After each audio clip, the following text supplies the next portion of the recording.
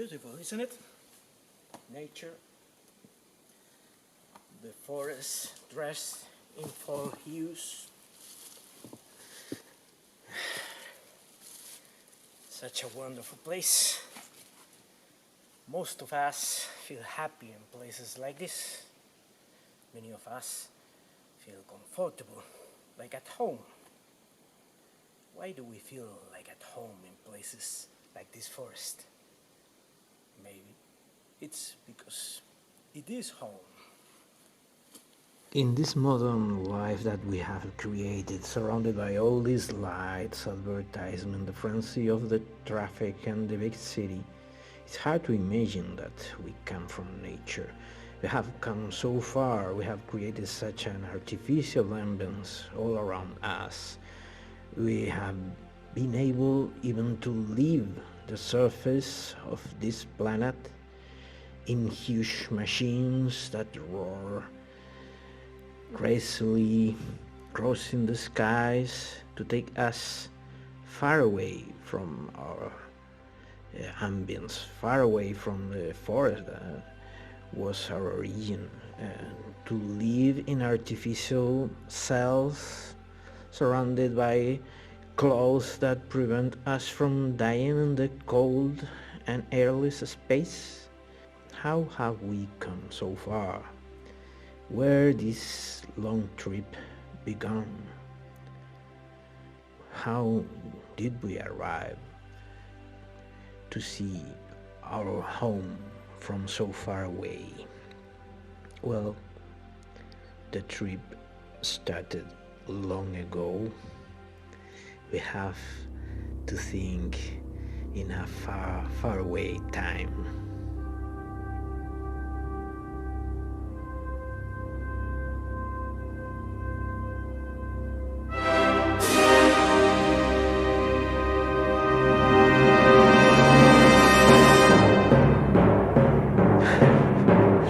Well, that was an abrupt transition, wasn't it? Famous one. Maybe having a look to these peoples that keep nowadays living closer to nature in the rainforest, people such as the Papua in New Guinea, the Amazonian people who still live very close to nature, in very close contact with it. We can imagine a little bit how was our natural origin, but even these people have a complex culture. They have very complex traditions. They have some agriculture. Well, we need to go even further. Maybe the Khoi people that keep living in the Kalahari Desert in Southern Africa are even closer to nature. They keep having these hunting traditions. They know very well the environment where they live. They can overrun prey, taking advantage of all their traditional knowledge, oral knowledge. They just transmit information generation after generation by talking to each other. But using all these traditions, this culture, they are able to know very deeply the natural environment where they live, different from the forest where we suppose we started, but still so close to nature. They can kill their prey just symbolically after exhausting it, but still they feel part of the same complex.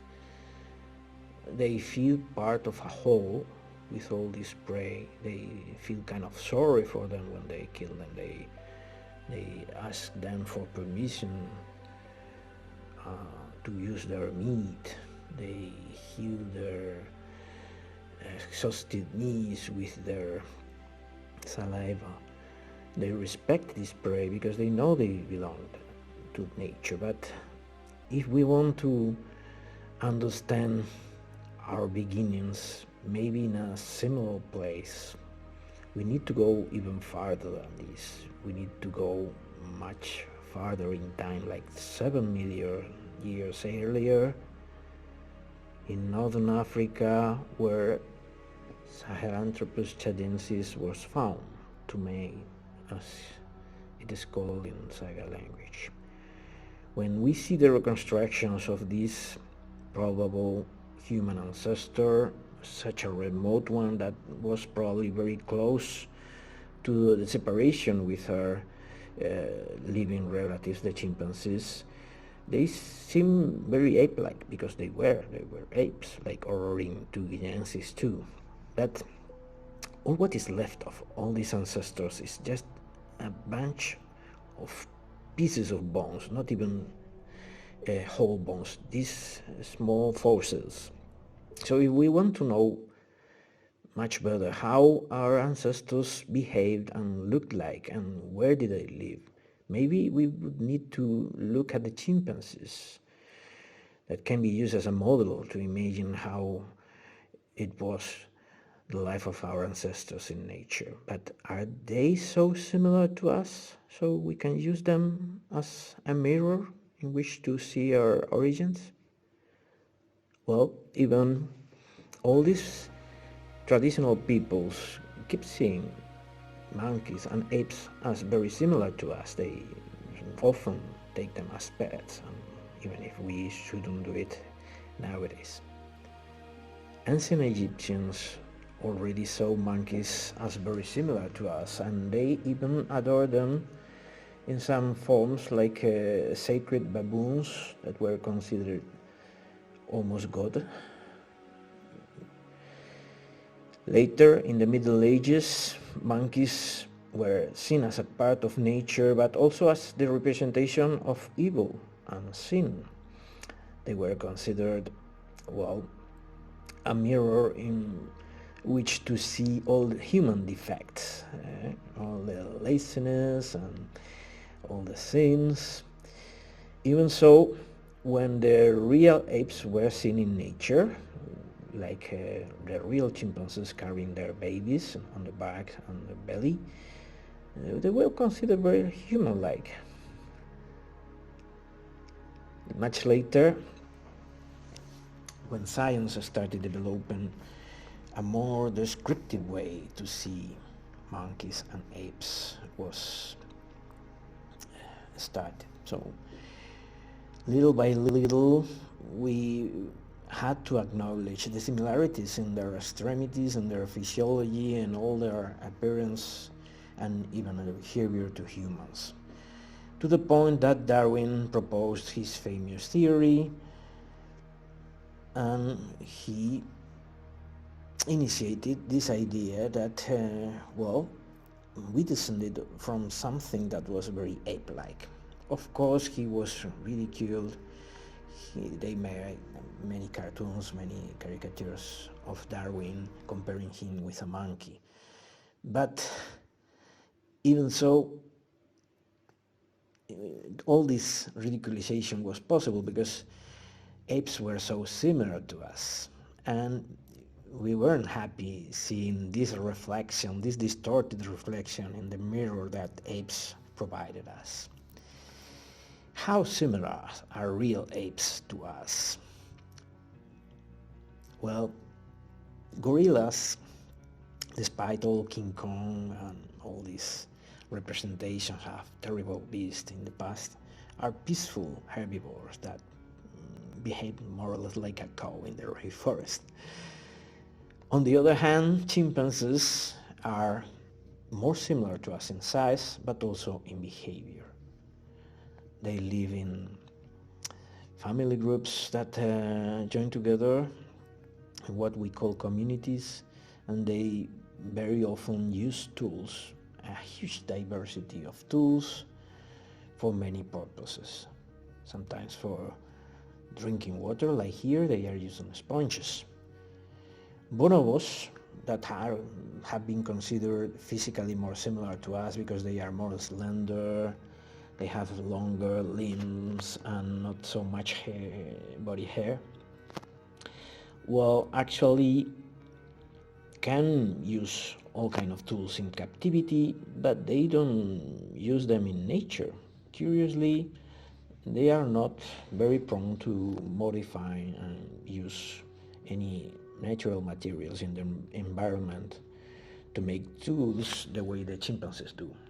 But socially, they are more similar to what we would like to be, maybe, more hippie-like. They make love, not war.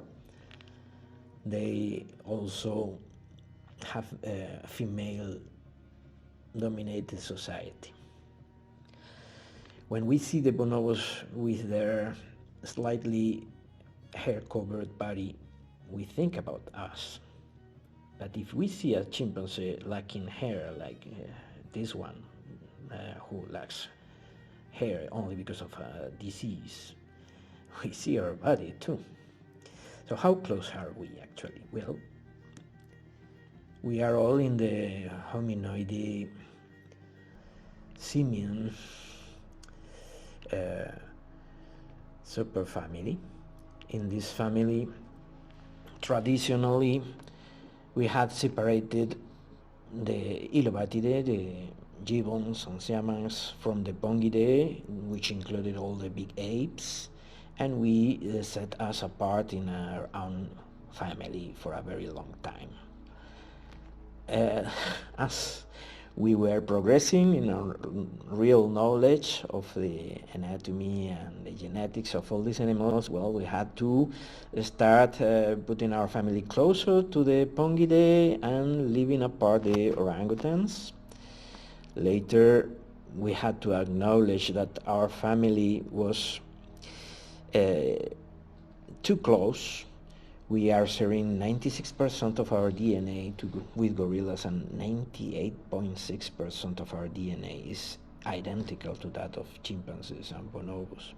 So lately, we had to be more humble, and we included all these big apes in our own family, and we let the poor orangutans apart as the only representatives of the Pongidae. So gorillas, bonobos, and chimpanzees are hominidae now, are hominids. We are just hominins, okay?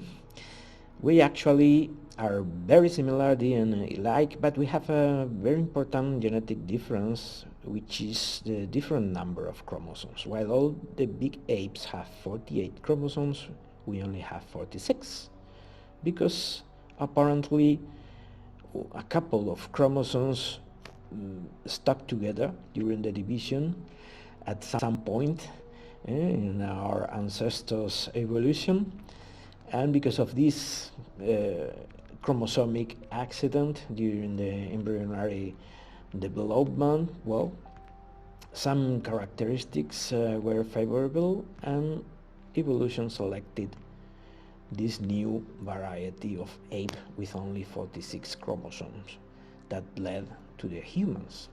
So this is an important difference, because even if we have many genes and most of the DNA in common with bonobos and chimpanzees, the position in which these genes are separated or joined together within this smaller number of chromosomes determines how these genes are expressing themselves. And probably it's mostly this which makes the difference. The different expression of the same genes, of very similar genes, because of different position within the chromosomes and different proportions of repressive proteins glued to them, makes the expression enough to make us different.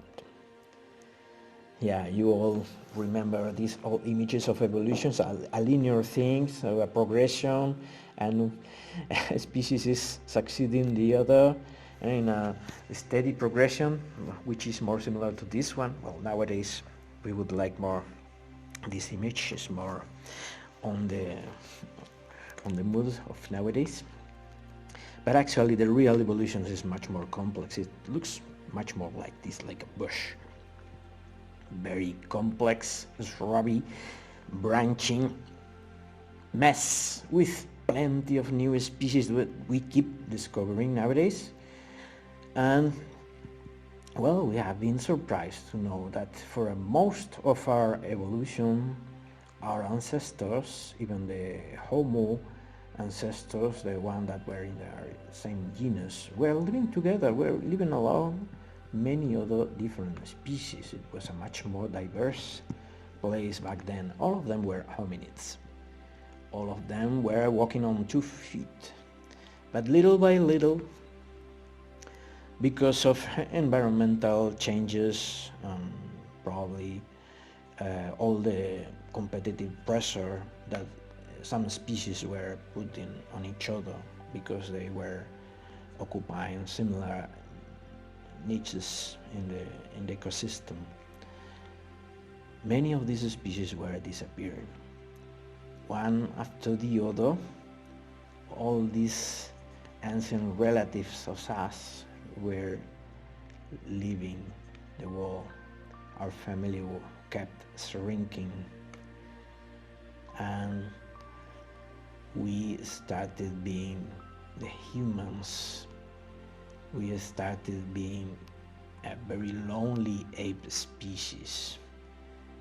We became the latest survivor of this extremely rich and diverse family that occupied the old world, and we remain all alone in the new world, the only species remaining, the humans.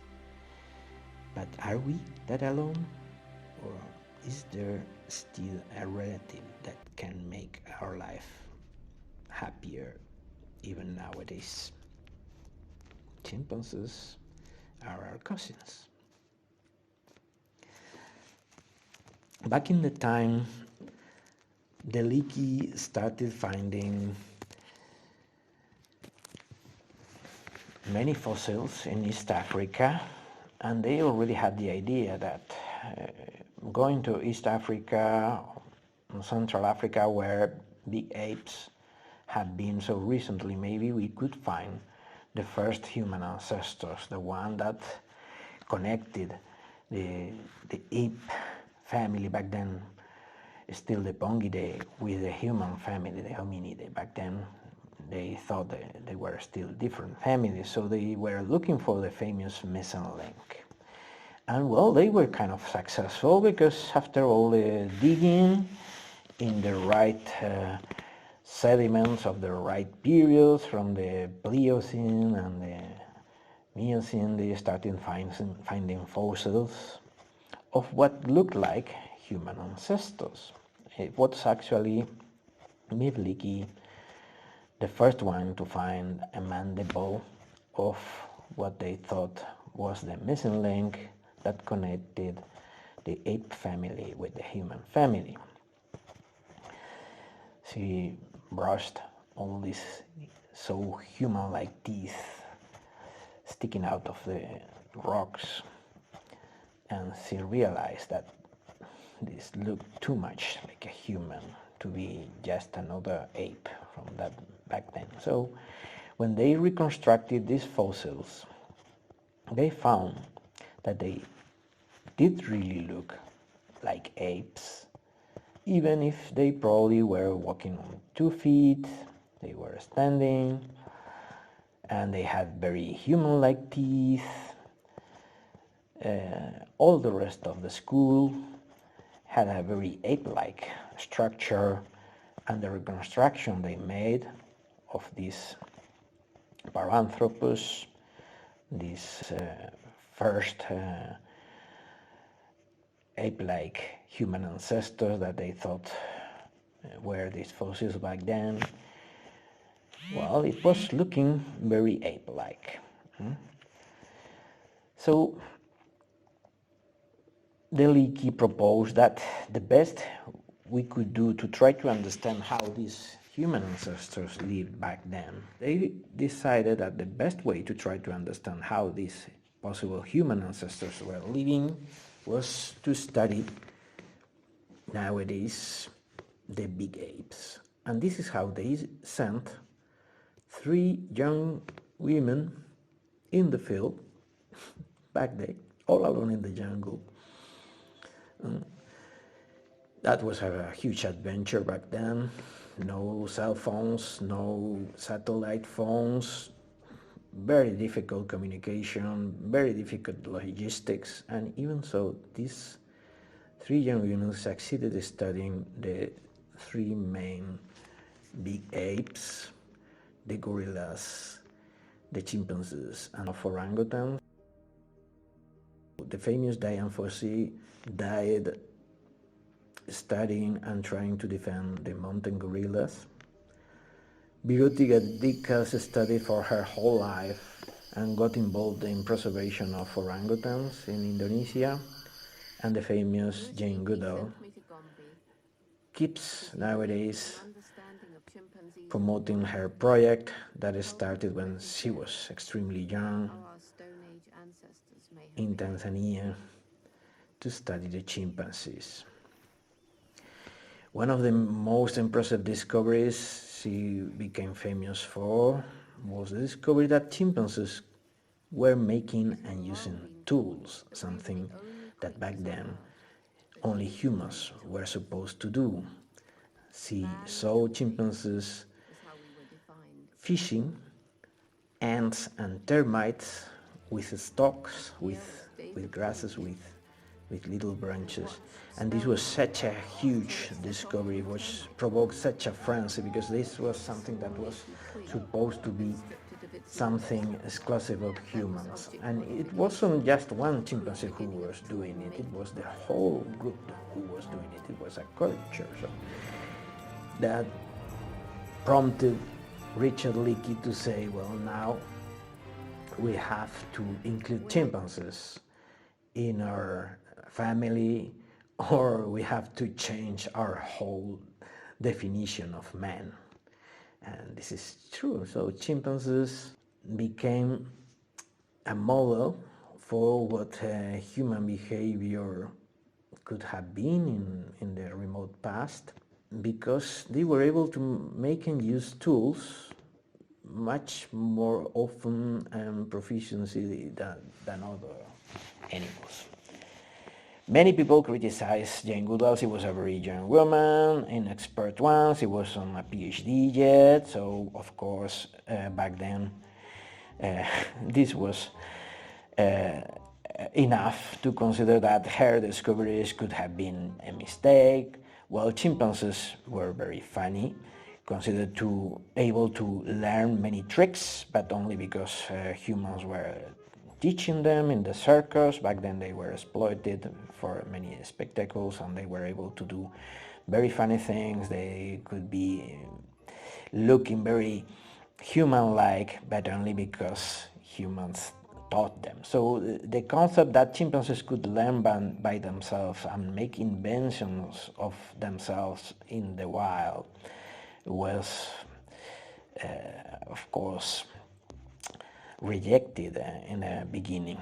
But little by little, this capacity of manipulation of objects, this capacity of learning and transmitting the information among themselves was acknowledged as a natural trait in chimpanzees.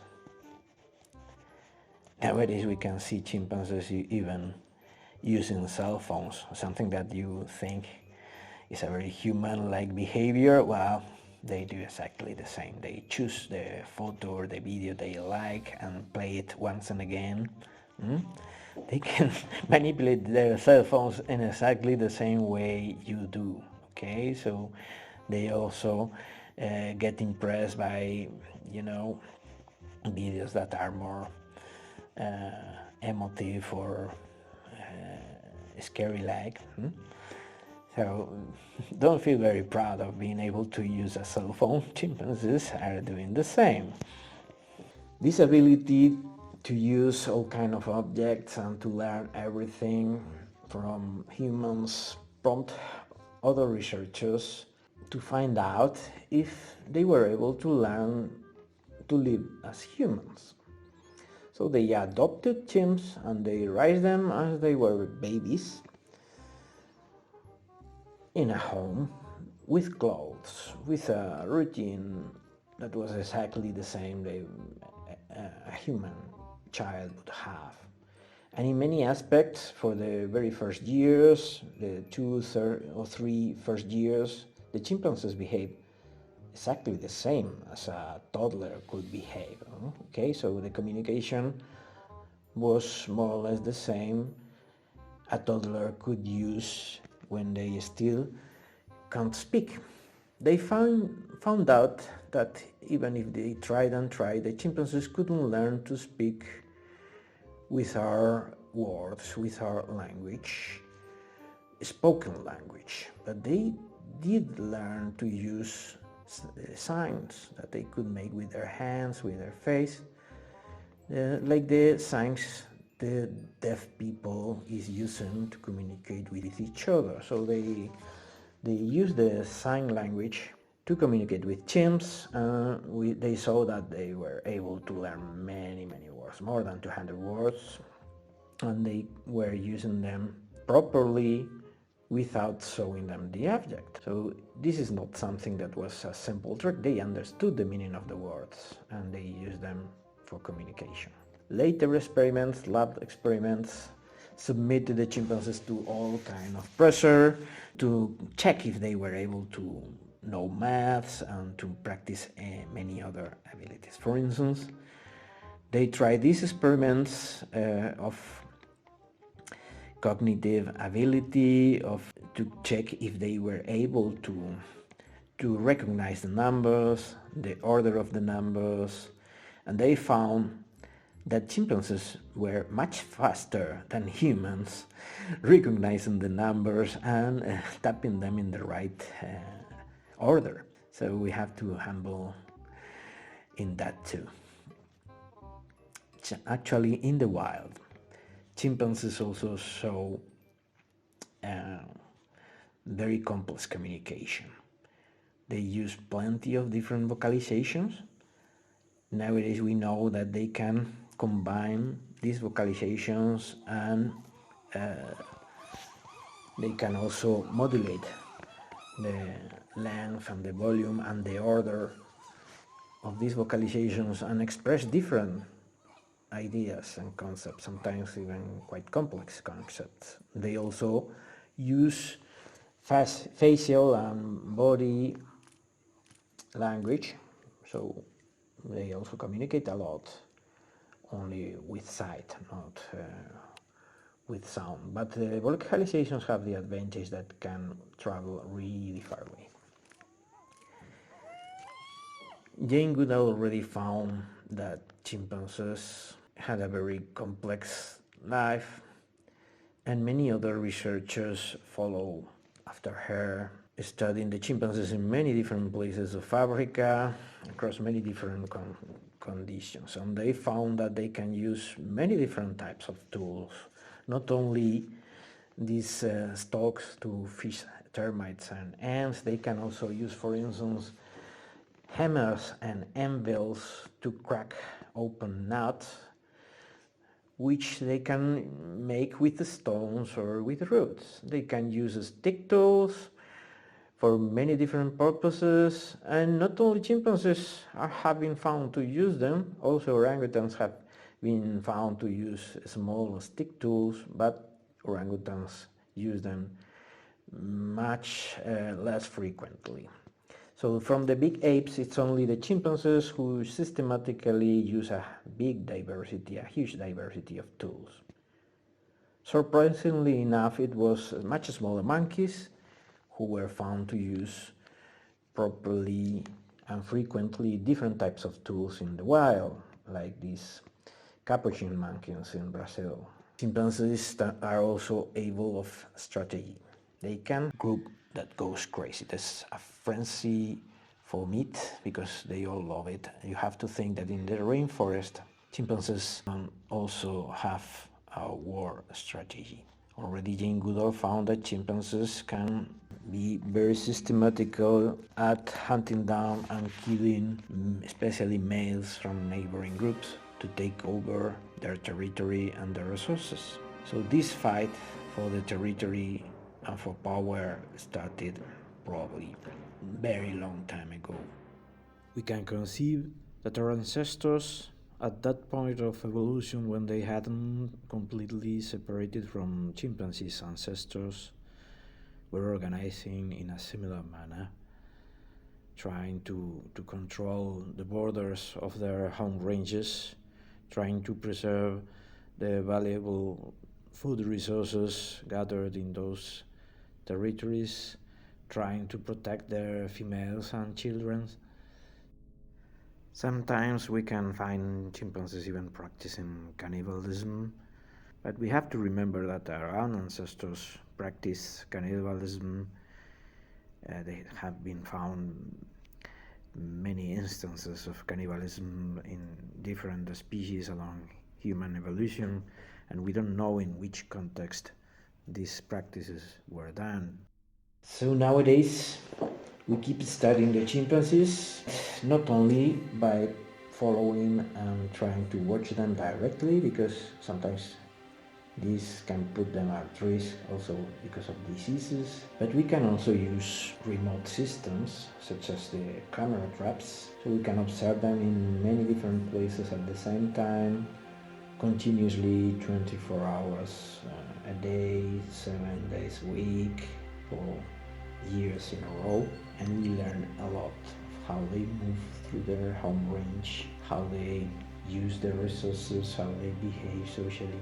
For instance, we have been working for many years in Kumoy National Park, studying the wild chimpanzees of several different communities across an area of more than 1,000 square kilometers, a mosaic of savanna and forest, and trying to study their numbers, their dynamics, their relationships in intragroup, intergroup, and the way they use tools. Even found new behaviors thanks to the use of these camera traps that we place in the wild, and we can observe the chimps behaving naturally without any disturbance that can distract them from their natural behavior. The use of these camera traps allows us to track them and see if the group is okay, if is there any member missing, when they are joining together, when they are parting, because they have this fusion-fission behavior, so we have to keep track of them. As I said, we have also learned a lot about this behavior of tool use. They can use stick tools to drink water from tree holes which are extremely narrow, places where only them can reach the water. No other animal can reach it because they are extremely deep and narrow, and introduce these sticks that they prepare as a brush, chew on the tip. They make them more absorbent. They introduce the stick in the hole, and they can reach the water and drink in this extreme environment where they live, which is year-long hot and also very dry most of the time. Dry forest that is forming a mosaic with the savanna. So working in these places is sometimes challenging. You have to camp for months in the wild and drink river water and live in a tent.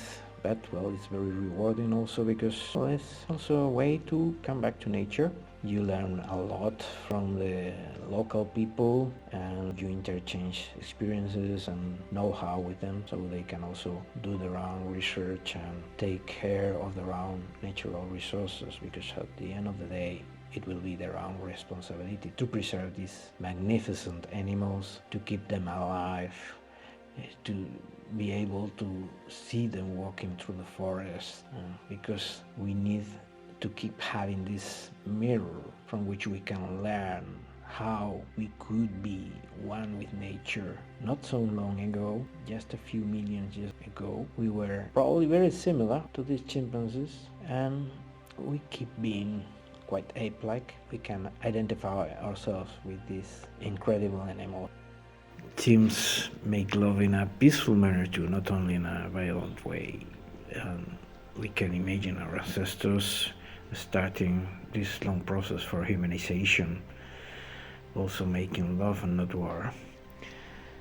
Even if the chimpanzees live in the middle of the forest, surrounded by nature in a very natural way, they also rely a lot on tool making.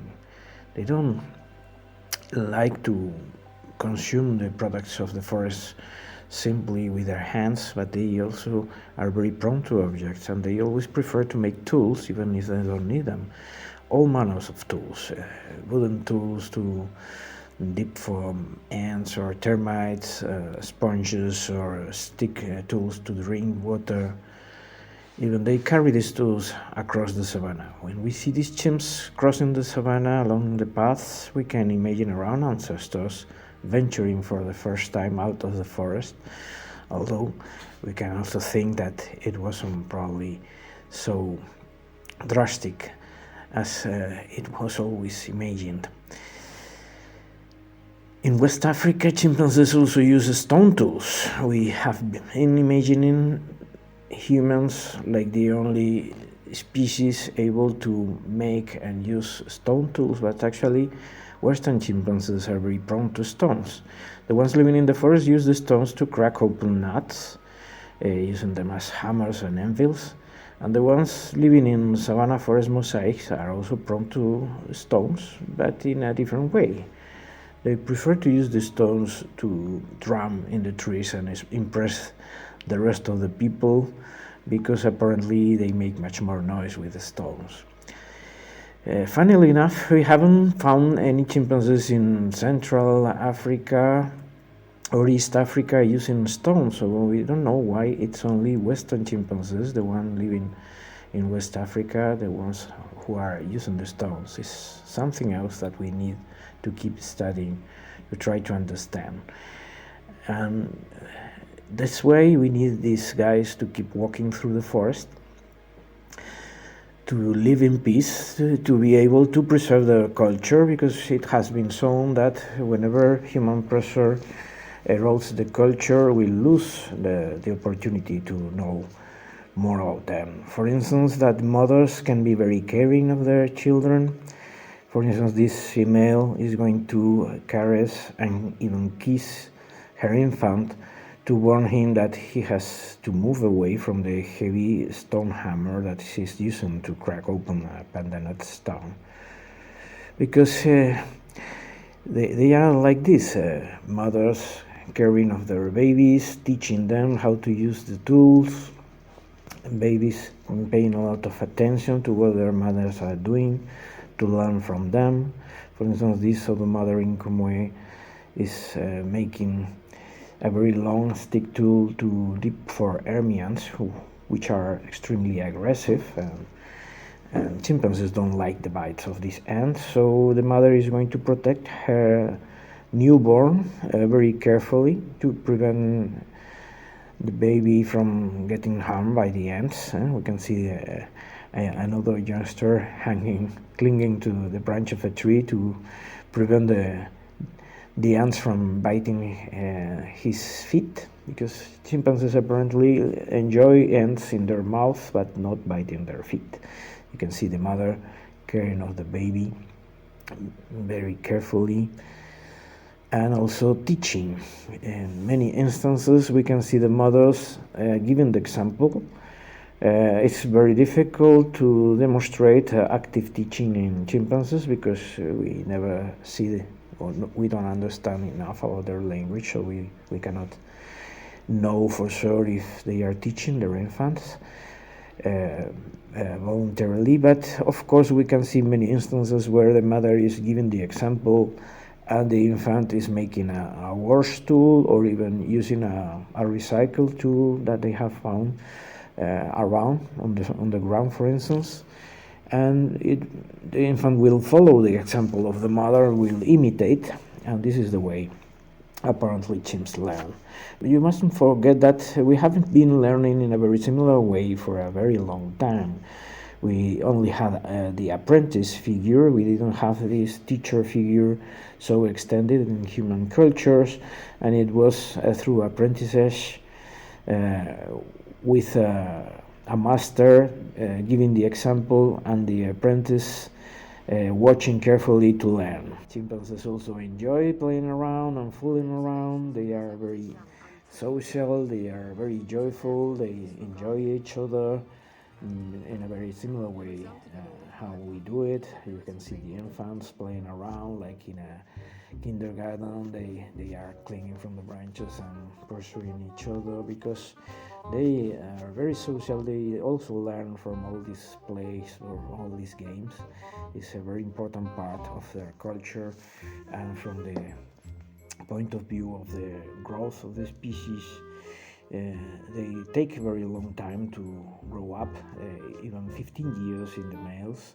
So it's very similar to the period that we spend depending on our parents and learning from them. In this case, the parents are looking for food in an abandoned army ant nest, but the infant is only enjoying the sandbox and rolling around on the sand in a very similar manner as our infants would do in a similar situation.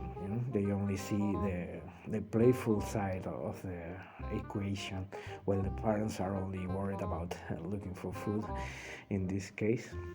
Even if parents are always putting survival first, they also have a lot of patience, and they can tolerate even nasty behaviors from their infants. Like in this case, you can see the little guy playing around with the testicles of the father, and the father has a lot of patience. He will never hit the little infant because, well, they also care about everyone in their community, even of the elder.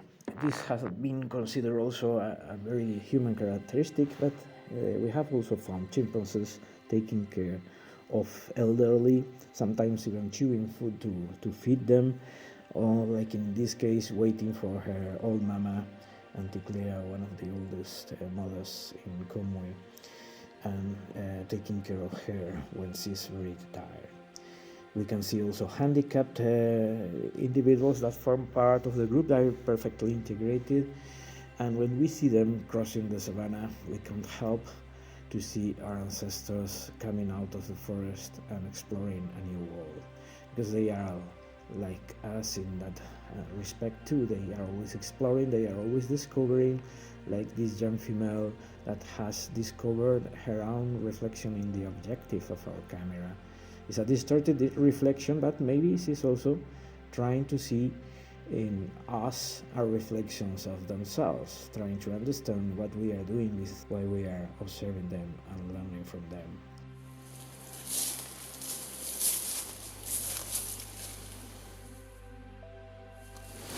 So if chimpanzees are so like us in so many aspects, maybe we need to be more humble and acknowledge that we are all part of this. We are a little piece in this nature.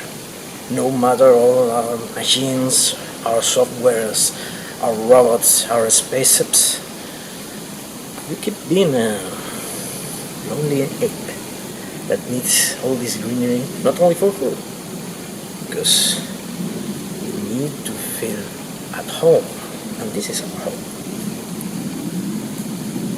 And for chimpanzees, we cannot let them disappear, not only because they are our latest living, closest relative, and we will remain all alone in this big world without them, but also because thanks to chimpanzees, we can keep seeing our imaginary reflection,